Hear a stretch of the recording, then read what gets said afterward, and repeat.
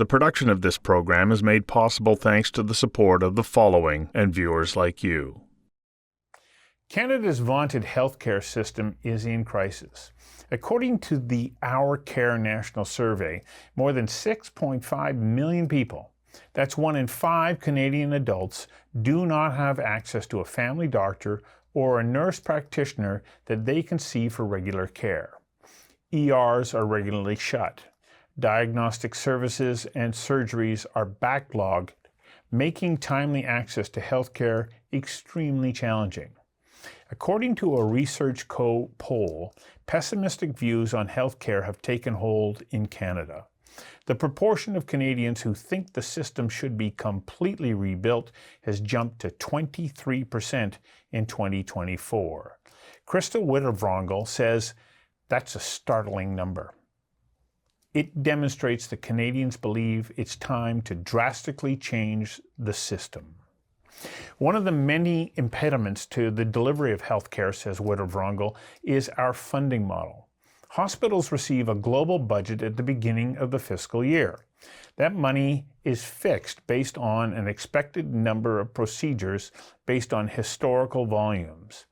This funding model has been replaced in most OECD countries with activity-based funding. I invited Krystle Wittevrongel, the Director of Research at the Montreal Economic Institute, to join me for a conversation that matters about healing our ailing healthcare system. Krystle, welcome. Thank you so much for having me. It's bad, isn't it? Oh, it's bad. Yeah. Like with the unvarnished truth, how bad is it? Well, it depends on what we're talking about when we're talking about bad. But when we look at hospital funding, specifically the global budgets and activity-based funding, it's bad because we've made it bad in the sense of we've baked in the system. We're now dealing with the consequences of it. And we see it all over the country. Wait times in ERs are ballooning. We've got people on wait lists for elective surgeries that go on long before they're, chronically ill. So it's bad. Why is global funding a challenge in helping us to streamline and speed up the delivery of healthcare, especially within hospital settings? So with global budget hospital financing, they allot a set amount of money for the current year's activities based on historical volumes. So, you did 20 knee surgeries last year, we're going to give you money for 20 knee surgeries this year. Even if you need 23, too bad. Exactly. Or 15. You've got this amount of money, you are expected to make the budget work. That's how you're going to ration the resources. So stretching that budget leaves people without the care that they need in a timely manner or at all. And so being able to actually connect the funding on a one-to-one level in real time actually permits the incentives to align with the actual care. So this is the money you're going to get to do this. So therefore, the thinking is within the administration, that's what we're going to do, even though the needs may be different. Exactly. And so, in a business sense, this is what you're funded for, this is what you will do. There's no real incentive to increase your efficiency and make it faster because you actually end up losing money if you're doing more surgeries than what you're being paid for, essentially. So it really just skews the incentives, and there's no real way to keep up with the growing demands of healthcare when it's based on previous year's activities. It's not real time what's happening. So I've heard it been said that when a patient comes in, let's say to have a hip surgery, the hospital looks at that and goes, okay, you're an expenditure. You're actually something that's coming out of my budget. Okay, I'm gonna limit the number of surgeries because I can't have too much of that money come out of the budget.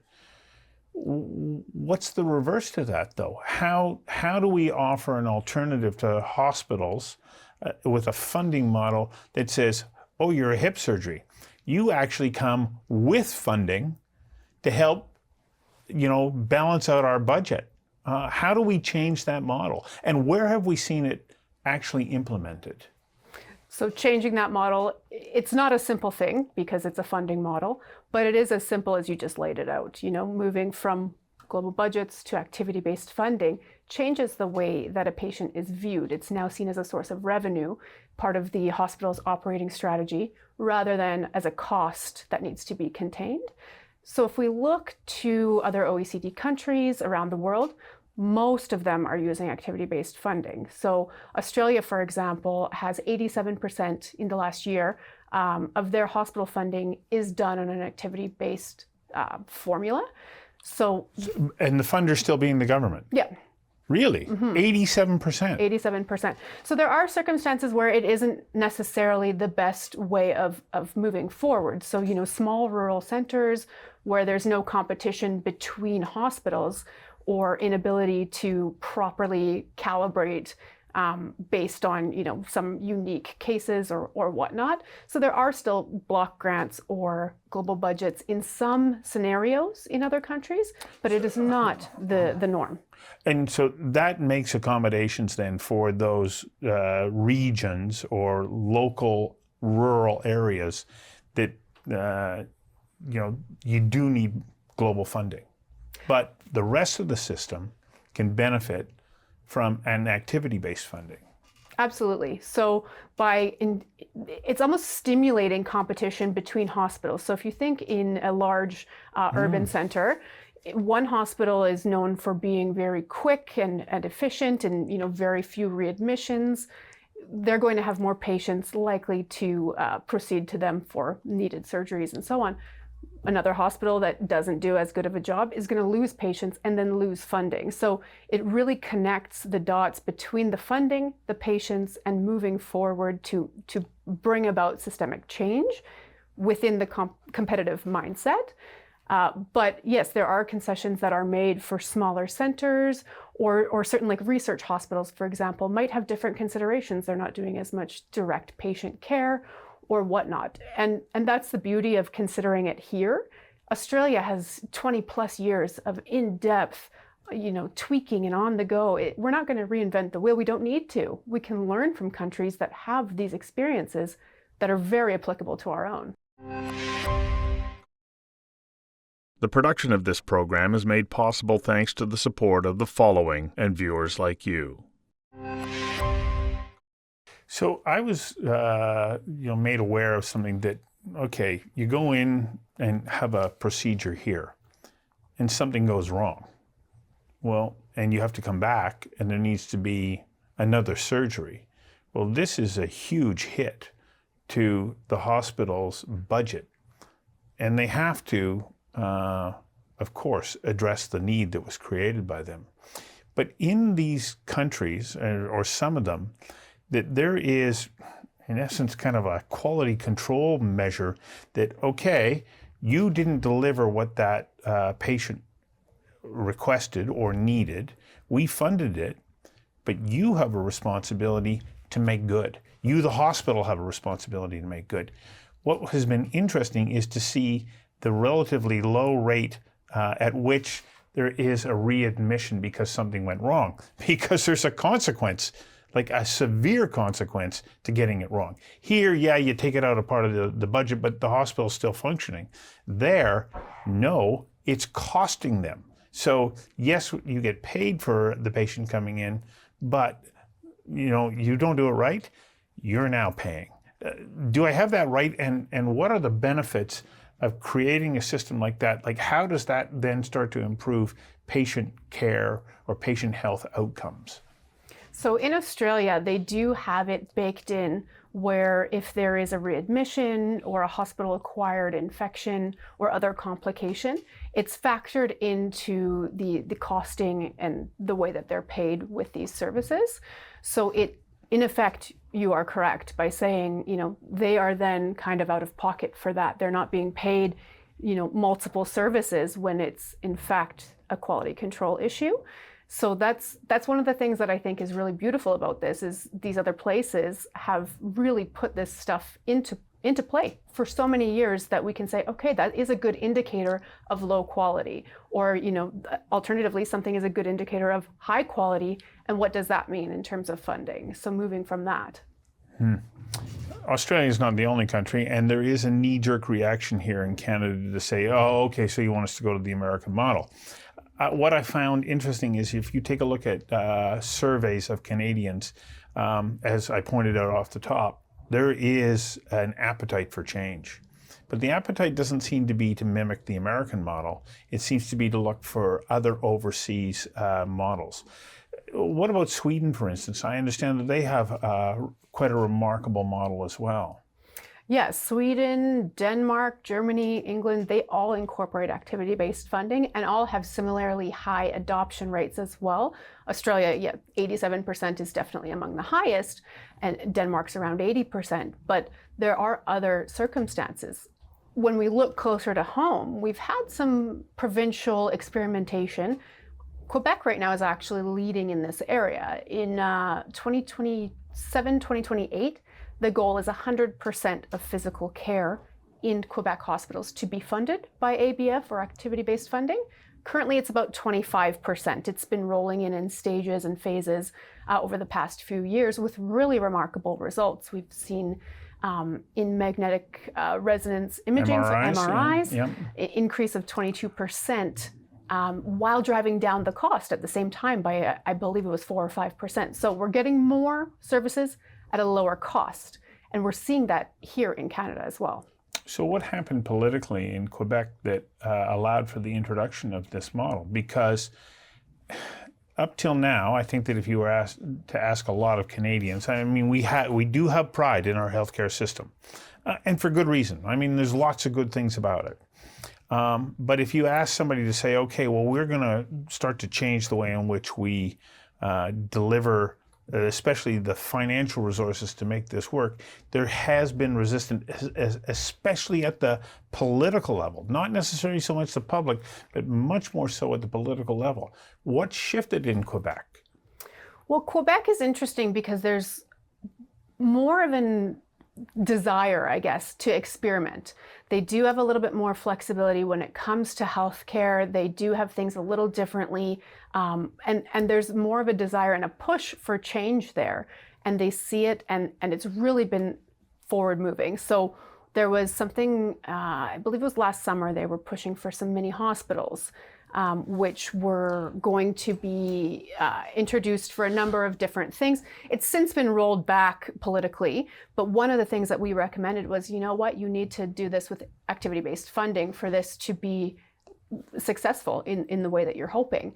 And so these recommendations that we've been making, I'm not attributing the success to us by any stretch, but you know, we've been pushing this for years, and they're finally starting to catch on that other places are doing this well with these sorts of formulations.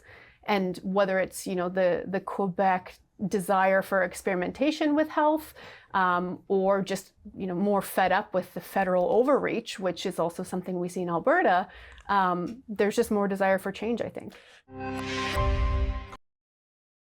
The production of this program is made possible thanks to the support of the following and viewers like you.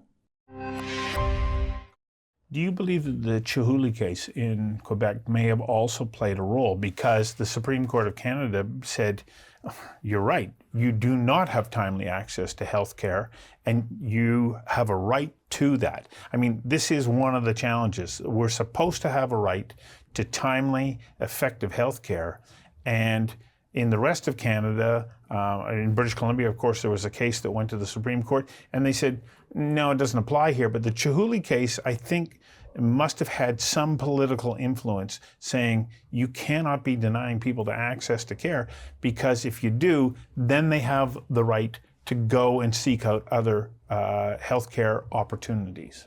Yeah, I do think that that has something to do with it. If even just to speak to the desire of Quebecers for alternative options. But it's been almost 20 years since the Chihuly case came down, and we aren't really seeing what we would have thought or championed. You know, a more narrow interpretation of the decision has really put a bit of a shackle on what can be done. However, it is more that can be done in Quebec than in other provinces, you're right. So what are the proposals that are on the table in Alberta right now? With activity-based funding? Yes. They haven't, as far as I know, there hasn't been any real broad sweeping proposal for this in Alberta. We did have some long-term care funding done under ABF in the past. In British Columbia, though, it's the interesting one is the BC Conservatives have actually made it part of their platform. Yes, they have. They're patient-focused or patient. It's not called activity-based funding, but that's effectively what it is. So they've said, you know what, we're going to move to this. And there is some history of it here in BC as well. From 2010 to 2013, there was a pilot project. It didn't progress past that, but it's still there. The embers are still there. We're just seeing it kind of come back to be. So the pushback, especially seeing as we're in an election season right now, is to say, well, this is going to add $4 to $5 billion to healthcare costs. Is there any evidence to support that claim? So interestingly, one gentleman that I spoke with from Sweden said, yeah, you will see an increase, an initial increase, because it's based on activity, but in the long run, it will kind of level itself out. And that's not been the experience in Sweden. I don't believe it has been the experience in Australia as well. So I think... What hasn't been the experience? That it has leveled out or it hasn't leveled out? Oh, sorry, that it stayed high, okay. That it didn't level out, and that over time, the long run expenditures normalized. They normalized, okay. But you were getting a better, I guess, return on investment in your healthcare dollar. Exactly. And when it comes to activity-based funding, it's interesting because there's a difference between price and cost. So the price of a service might be $5, but the actual cost might be $4 or whatever you want it to be, based on the political context, the policy context of that particular environment. So whether you're trying to drive efficiency and make it so that there's more procedures or lower costs, you can do that with activity-based funding by just kind of tweaking at the margins and playing with the policy context that actually is in front of you. So one of the other components in our healthcare system here is that, no, you have to come through the system and that's it. The delivery of services through private healthcare providers, even though they may be specialized in certain areas, there is or has been a response that says, no, we don't want to welcome that. But what are the economic benefits of starting to be able to say to patients, yes, you can go get your MRI there. Yes, you can get your knee done here. You can get your hip done there. How does that help budgets at hospitals? And then how does it also improve the delivery of healthcare for people?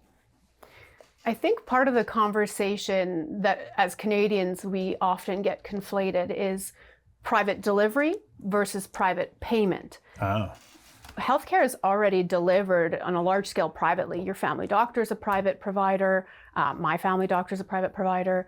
There's now chartered surgical facilities, that's what we call them in Alberta anyways, that are privately run but publicly paid. So it's not a matter of needing to pay out of pocket for these services if they're delivered privately. And I think that's where people get heated or people get upset to talk about is private healthcare. It sounds horrible, but we already have so much of it in the current system. When it comes to hospitals, that's entirely different. It's, a publicly paid, publicly run facility, ultimately. The production of this program is made possible thanks to the support of the following and viewers like you. But if we look at these private facilities that are delivering a public health care benefit that's paid for by the province or the government, is that not activity-based funding in playing itself out right there? Because the private clinic isn't getting global funding, it's getting funding based on the patient who comes through the door. And right there we have an example of it working and it's creating benefits to the system overall. That's a really great question. I am not sure how those private surgical facilities are actually funded. So that's a great note and something I definitely will look into now after this conversation, because I'm not sure how that works or how they are funded. I know that they're funded for a certain number of procedures. So that, to me, that sounds like activity-based funding, but I'm not entirely sure. Well, in talking to Brian Day at the Cambie Clinic, he has other sources of revenue, but they come from the Insurance Corporation of British Columbia, because they want to have a quicker healthcare or recovery time, because it reduces payments for them. It comes from workers' compensation. It comes from the government to pay for healthcare delivery to politicians, judges, and others, and people who are in prison. And that funding comes to them as they're receiving those patients. And so, in a way, it is a mini model of exactly what we're talking about here, and it helps to alleviate pressure on the system and be cost effective. Yeah, I think as I'm sitting here thinking about it, it's definitely very much like an activity-based funding model.